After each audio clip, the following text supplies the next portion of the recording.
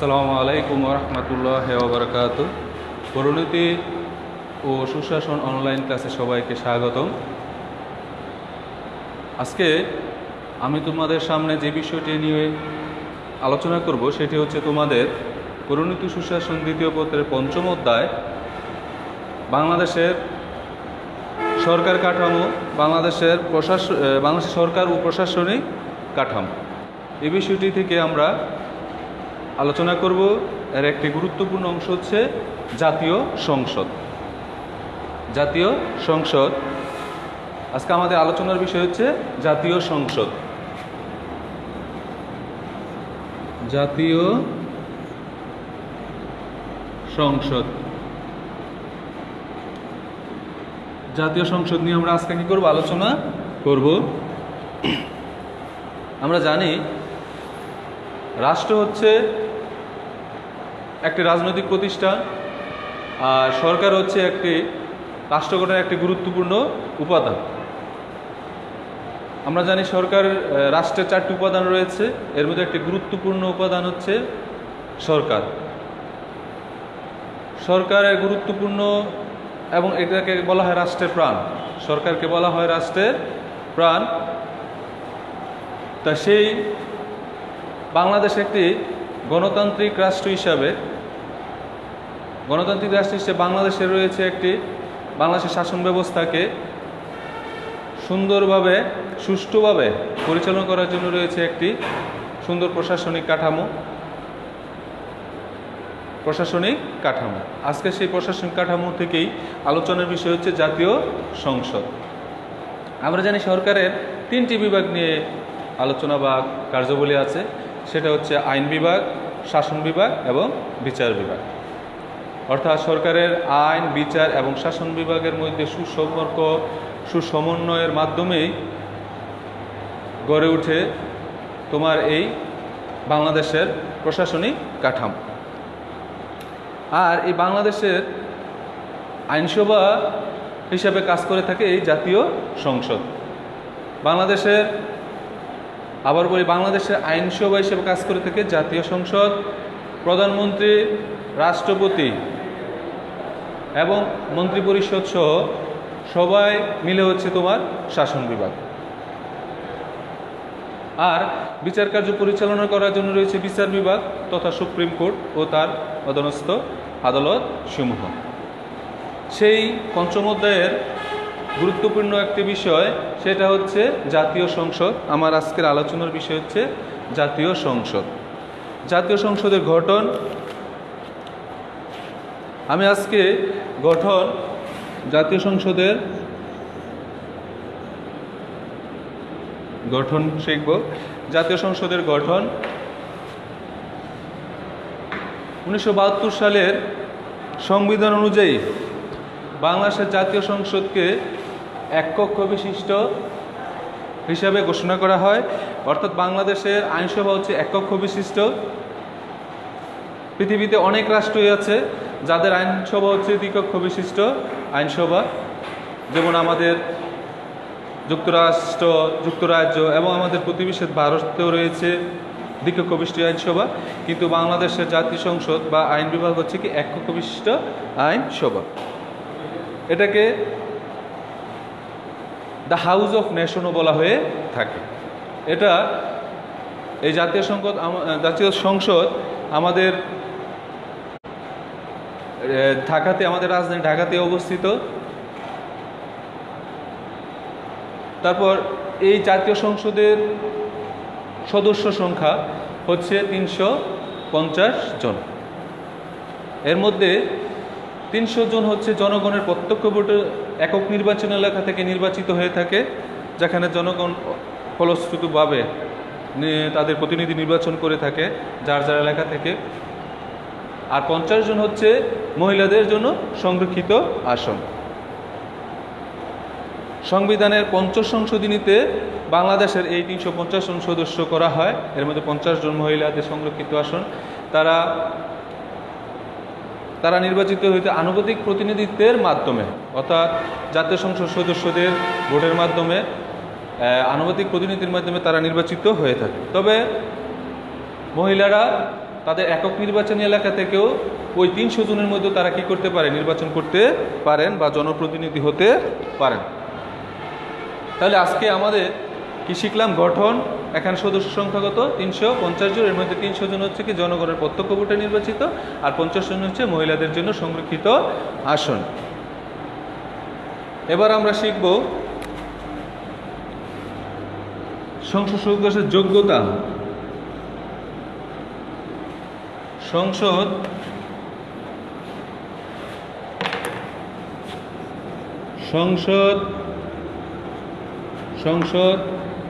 সদস্যদের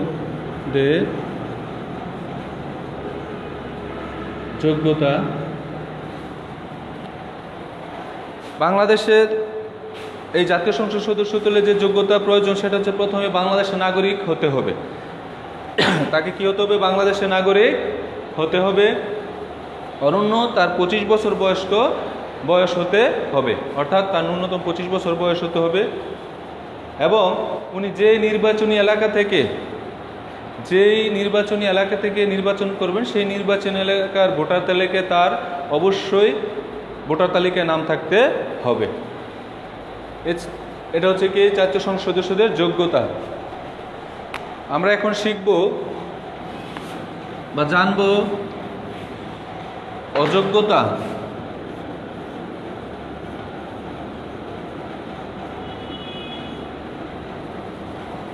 অযোগ্যতা, যদি কোনো ব্যক্তি আদালত কর্তৃক অপকৃত হয়ে থাকেন, কোনো ব্যক্তি যদি দেউলিয়া হয়ে থাকেন এবং দেউলিয়া থেকে সে যদি তার উত্তরণ না ঘটে ততক্ষণ পর্যন্ত কি হবেন না, সে সংসদ সদস্য হতে পারবেন না।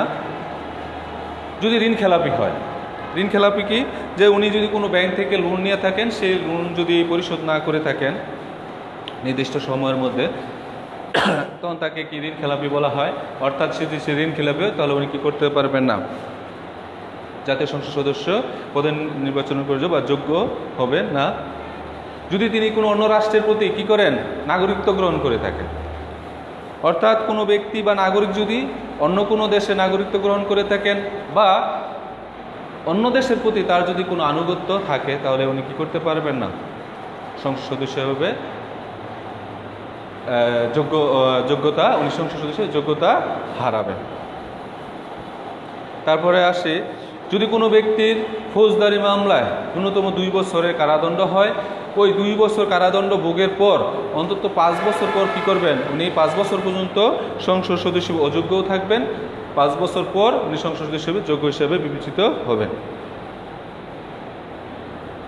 এবার আসবো সংসদ, তোমাদের শিখলাম আমরা গঠন, সংসদ সদস্যদের যোগ্যতা, অযোগ্যতা। এবার আমরা শিখব কুরাম।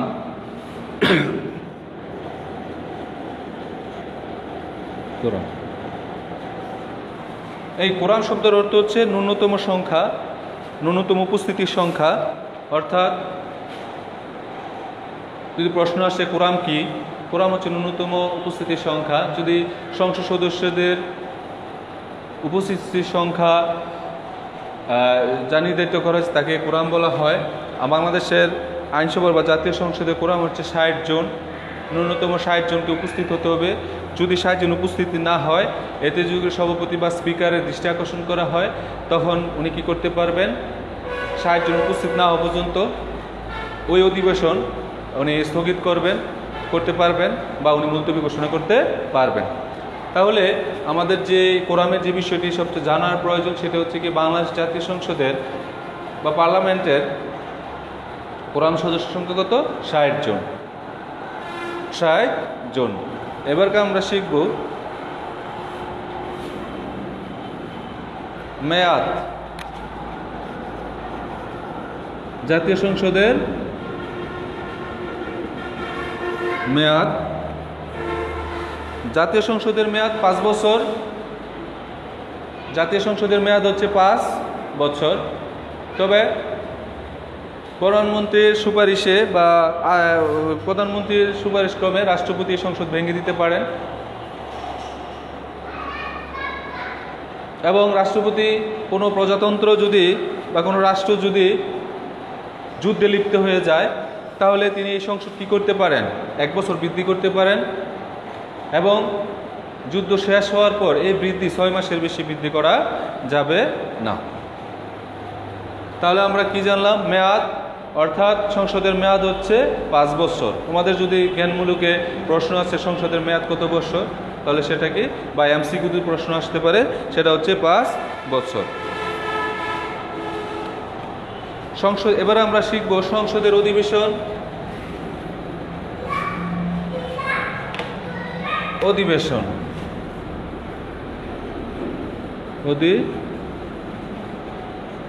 অধিবেশন রাষ্ট্রপতি এই সংসদের অধিবেশন আহ্বান করে থাকেন।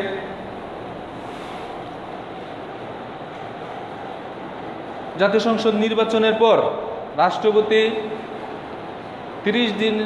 30 দিন পরে উনি কি করতে হবে, এই সংসদ অধিবেশন আহ্বান করতে হবে। সংসদ অধিবেশন বছরে অন্তত 2 বার হবে, এবং একটি অধিবেশন থেকে আরেকটি অধিবেশন 60 দিনের চেয়ে বেশি বিরতি রাখা যাবে না।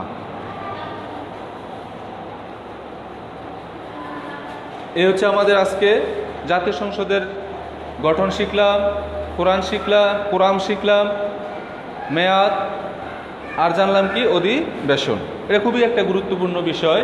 এই জাতীয় সংসদ শুধু পরীক্ষায় পাশ করার জন্য নয়, আমি আবারও বলি, পরিণতি হচ্ছে একটা নাগরিকত্ব বিষয় বিজ্ঞান। পরিণতি একজন সুনাগরিক হিসেবে গড়ে তোলার জন্য যা যা প্রয়োজন সবই শিক্ষা দিয়ে থাকে। এজন্য একটি রাষ্ট্রে আমাকে সুনাগরিক হিসাবে বসবাস করতে হলে আমাকে অবশ্যই কী করতে হবে, এই পরিণতি সম্বন্ধে জানতে হবে। আর তার একটা গুরুত্বপূর্ণ অংশ হচ্ছে জাতীয় সংসদ। তাহলে আমরা আজকে শিখলাম জাতীয় সংসদের গঠন। আরেকটি কথা, জাতীয় সংসদের ভাষা হবে বাংলা। জাতীয় সংসদের ভাষা হবে বাংলা, তবে কোনো সংসদ সদস্য স্পিকারের অনুমতিতে ইংলিশে বক্তৃতা দিতে পারবেন। তাহলে শিখলাম গঠন, কোরআন, মেয়াদ, অধিবেশন, সংসদ সদস্য হওয়ার যোগ্যতা এবং অযোগ্যতা। এবার আমরা শিখব কি কি কারণে সংসদ অধিবেশনের শূন্য হবে, পদটা শূন্য হয়ে যাবে। পদটি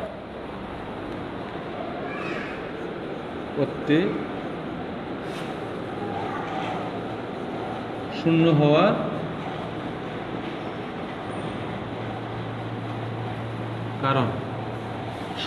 কারণ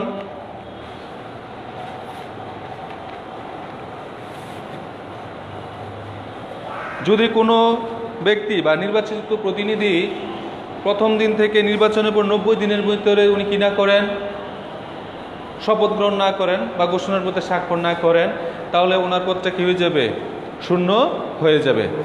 যদি কোনো সংসদের অনুমতি না নিয়ে একাধিক্রমে, অর্থাৎ সংসদের অনুমতি না নিয়ে একাধিক্রমে 90 দিন সংসদে অনুপস্থিত থাকেন, তখন সেক্ষেত্রে তার পদটি বা তার নির্বাচনের পদটি কী হয়ে যাবে, সংসদ সদস্য পদটি কী হয়ে যাবে, শূন্য হয়ে যাবে।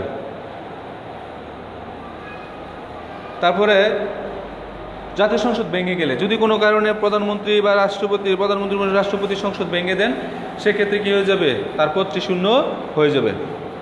বা কোনো ব্যক্তি বা নির্বাচিত ব্যক্তি যদি কোনো যে রাজনৈতিক দলে থেকে উনি নির্বাচিত হয়েছেন, পরবর্তীতে ওই রাজনৈতিক দলে না থাকেন বা অন্য কোনো রাজনৈতিককে সাপোর্ট করেন, তখন সেক্ষেত্রে তার পদটি কী হয়ে যাবে, শূন্য হয়ে যাবে। এছাড়া কোনো ব্যক্তি যদি 2টি নির্বাচন এলাকা থেকে নির্বাচিত হয়ে থাকেন, তাহলে ওনাকে অবশ্যই 30 দিনের ভিতরে, অবশ্যই 30 দিনের মধ্যে উনি ইসিএসি অর্থাৎ নির্বাচন কমিশনকে জানাতে হবে উনি কোন এলাকা থেকে প্রতিনিধিত্ব করবেন। তখন তার অন্য নির্বাচন এলাকাটি কী হয়ে যাবে, শূন্য হয়ে যাবে। যদি 30 দিনের মধ্যে উনি জানাতে ব্যর্থ হন, তো সেক্ষেত্রে তার দুটোটা নির্বাচন এলাকা থেকে তার পদটি কী হয়ে যাবে, শূন্য হয়ে যাবে।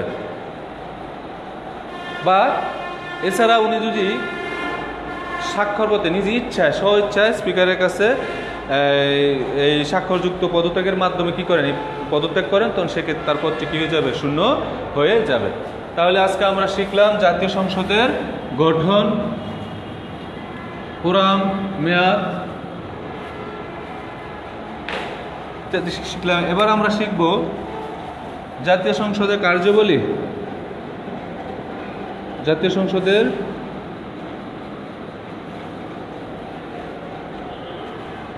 ক্ষমতা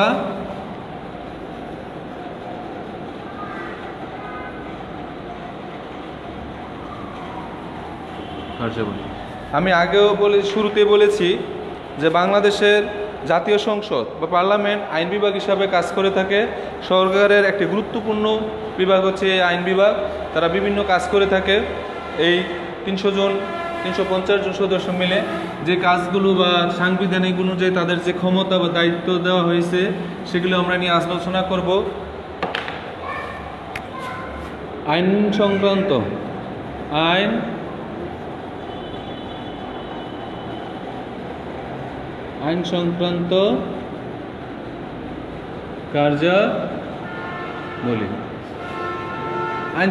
কার্যাবলী। জাতীয় সংসদকে বলা হয় স্বাধীন সার্বভৌম একটি আইন প্রণয়নকারী সংস্থা। তাদের প্রধান কাজ হচ্ছে কি? আইন প্রণয়ন করা। অর্থাৎ স্বাধীন ও সার্বভৌম আইন প্রণয়নকারী সংস্থা একমাত্র হচ্ছে কি এই জাতীয় সংসদ। অর্থাৎ সংবিধানের কোনো ধারা উপধারা সংযোজন, বিয়োজন, পরিমার্জন, পরিবর্তন সব কিছু কি করে থাকে? এই জাতীয় সংসদে করে থাকে। কোনো আইন পাশ করতে হলে তা বিল আকারে প্রকাশ করা হয়। আইনের খসড়াকে বলা হয় বিল। আর এই বিলটি জাতীয় সংখ্যাগরিষ্ঠের ভোটের মাধ্যমে, 2/3 ভোটের মাধ্যমে এই বিলটি কী হয়ে থাকে? আইনে পরিণত হয়ে থাকে। যখন এর সংখ্যাগরিষ্ঠতার 2/3 ভোটের সংখ্যাগরিষ্ঠতা পায় তখন এটি কি হয়? আইনে পরিণত হয়ে যায়। তাহলে বলা হয়ে যায় যে জাতীয় সংসদের প্রধান কাজ হচ্ছে কি এই আইন সংক্রান্ত কার্যকরী। জাতীয় সংসদকে প্রথমত সার্বভৌম এবং স্বাধীন আইন প্রণয়নকারী সংস্থা বলা হয়ে থাকে।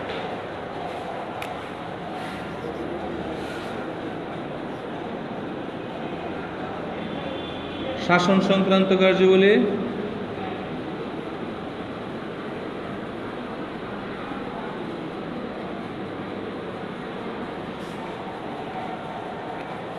জাতীয় সংসদ শাসন সংক্রান্তীয় কাজ করে থাকে। মূলত শাসন বিভাগের দায়িত্বটা হচ্ছে শাসন বিভাগের উপর বা নির্বাহী বিভাগের উপর। তোমরা জেনে রাখবা শাসন বিভাগ আরেকটি নাম হচ্ছে নির্বাহী বিভাগ। জাতীয় সংসদ শাসন অনেক কাজ করে থাকে। মূলত এই মন্ত্রী পরিষদ জাতীয় সংসদের আস্থাভাজনের উপরে কী হয়ে থাকেন?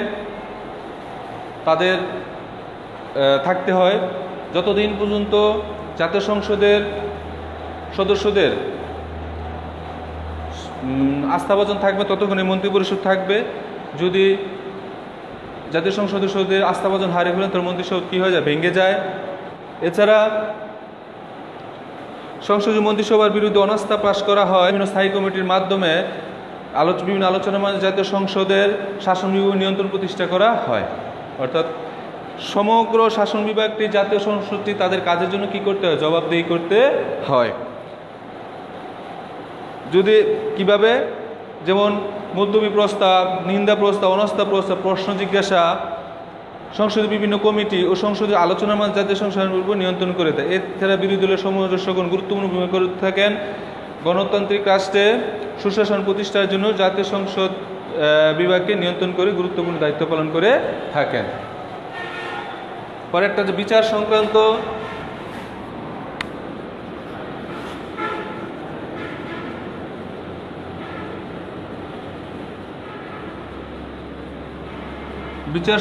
কার্যাবলী। জাতীয় সংসদ বিচার সংক্রান্ত কার্যাবলী করে থাকেন। বিচার কার্যর মূল দায়িত্ব হচ্ছে বিচার বিভাগের উপর।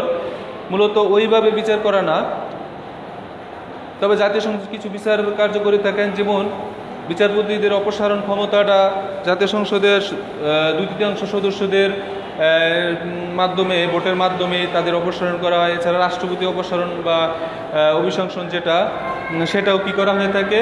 এই জাতীয় সংসদ 2/3 সংখ্যাগরিষ্ঠ ভোটের মাধ্যমে করে হয়ে থাকে।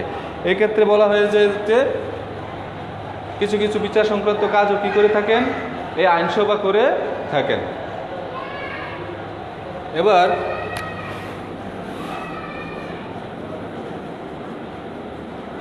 নির্বাচন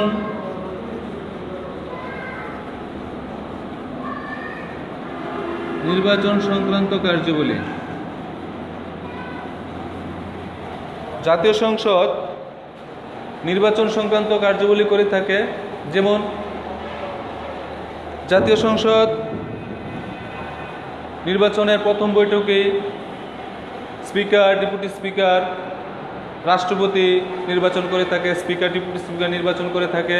এছাড়া বিভিন্ন স্থায়ী কমিটিও কি করে থাকে, নির্বাচিত করে থাকে এই জাতীয় সংসদ। তাই বলা হয়ে থাকে যে জাতীয় সংসদ নির্বাচন সংক্রান্ত কার্যাবলী করে থাকে। সংবিধান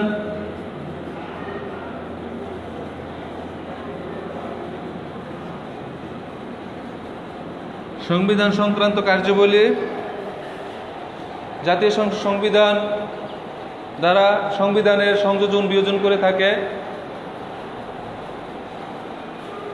জাতীয় সংসদের মোট সদস্য সংখ্যা 2/3 ভোটে বিধানসভা সংশোধন রোধ হতে পারে। তাই বলা হয়ে থাকে যে জাতীয় সংসদ সংবিধান সংক্রান্ত কি করে থাকে, কাজ করে থাকে।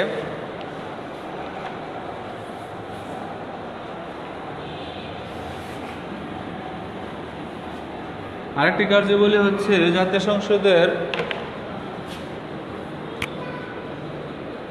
অর্থ সংক্রান্ত।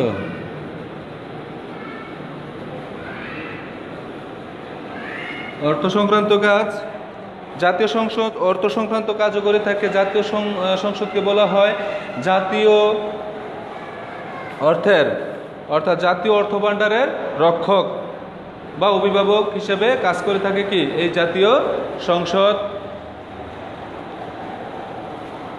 সংসদ কর্তৃক পাশকৃত আইনের মাধ্যমে কর ধার্য করা হয় এবং সংসদে আবার ব্যয়ের অর্থ অনুমোদন করে থাকে। প্রত্যেক আর্থিক বছরের শুরুতে অর্থমন্ত্রী সংসদে বাজেট পেশ করে থাকেন, একটি দেশের আয় ব্যয় পেশ করে থাকেন মূলত, এবং সরকারের কোনো ব্যয় বা কোনো কর ধার্য মূলত জাতীয় সংসদের পাশ ছাড়া কি হয় না, জাতীয় সংসদ অনুমতি ছাড়া কি হয়ে থাকে না, পাশ হয়ে না। তাই বলা হয়ে থাকে যে জাতীয় সংসদ হচ্ছে জাতীয় অর্থরক্ষক বা অভিভাবক। আরেকটি কার্যাবলী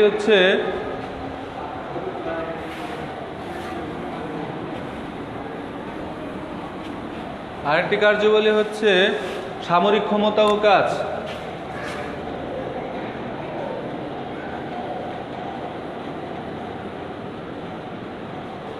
সামরিক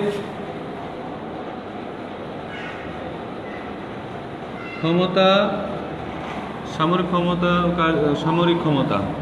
জাতীয় সংসদের কি সামরিক ক্ষমতা রয়েছে, অর্থাৎ জাতীয় সংসদ অনুমতি ব্যতীত জাতীয় সংসদের অনুমোদিত কোনো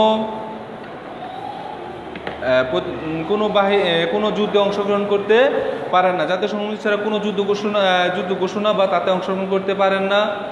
এছাড়া জাতীয় সংসদ আইনের মাধ্যমে প্রতিরক্ষা বাহিনী সমূহ গঠন, সংরক্ষণ ও কমিশন প্রদান ও নিয়ন্ত্রণ করে থাকে এই জাতীয় সংসদ। জরুরি অবস্থা সংক্রান্ত ক্ষমতা।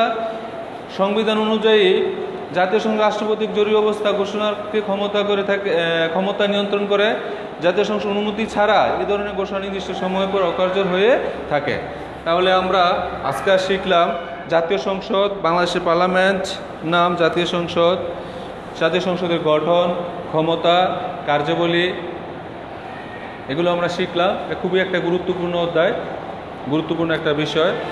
তবে পরীক্ষার জন্য এমসিকিউতে এখানে প্রশ্ন আসতে পারে, কোরামের সংখ্যা কতজন, বাংলাদেশ পার্লামেন্টে কোরাম কতজন, বাংলাদেশের জাতীয় সংসদের মেয়াদ কতদিন, তারপরে সদস্য সংখ্যা, জাতীয় সংসদ সদস্যের সংখ্যা কত, বাংলাদেশের আইনসভা কয় কক্ষ বিশিষ্ট, এগুলো এমসিকিউর মধ্যে আসতে পারে। তোমরা বাসায় এগুলো প্র্যাকটিস করবা। আর তোমাদের বাড়ির কাজ জাতীয় সংসদ সদস্য হওয়ার যোগ্যতা ও যোগ্যতা তালিকা তৈরি করে। বাড়ির কাজ,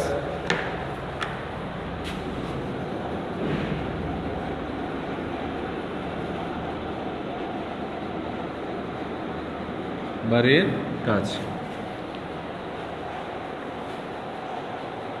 তোমরা এই জাতীয় সংসদ সম্বন্ধে বাসায় বেশি পড়বা এবং জ্ঞান অর্জন করবা। এছাড়া তোমরা বাড়ির কাজে জাতীয় সংসদ সদস্য হওয়ার যোগ্যতা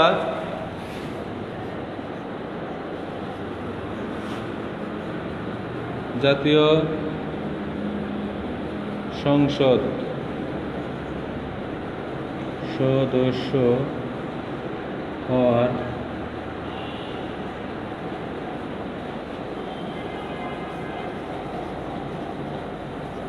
যোগ্যতা ও যোগ্যতাগুলোর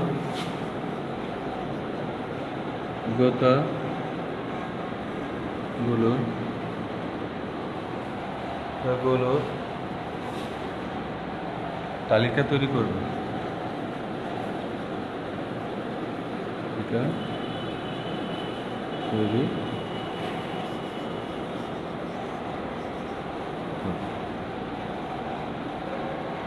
জাতীয় সংসদ সদস্য হওয়ার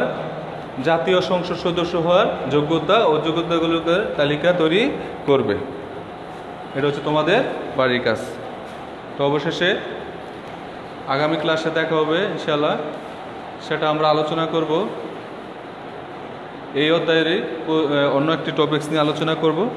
যাওয়ার আগে বলছি, তোমরা বাসায় অবস্থান করবে, এই দুর্যোগ থেকে পরিত্রাণ পাওয়ার জন্য সৃষ্টিকর্তার কাছে দোয়া করবে এবং তোমরা তোমাদের মুরব্বী বা পিতামাতার কথা অবশ্যই মেনে চলবে। তাদেরকে বিভিন্ন কাজে সাহায্য সহযোগিতা করবে, বাইরে অযথা সময় নষ্ট করবে না এবং বিভিন্ন মাদকদ্রব্য থেকে তোমরা অবশ্যই দূরে থাকবে এবং যারা এসব আসক্তি তাদের কাছে বয়কট করবে, তাদেরকে এড়িয়ে চলবে। সর্বোপরি নিজেকে নিয়ে চিন্তা করবে, নিজের ভবিষ্যৎ নিয়ে চিন্তা করবে। আবার দেখা হবে ইনশাআল্লাহ পরবর্তী ক্লাসে। আসসালামু আলাইকুম।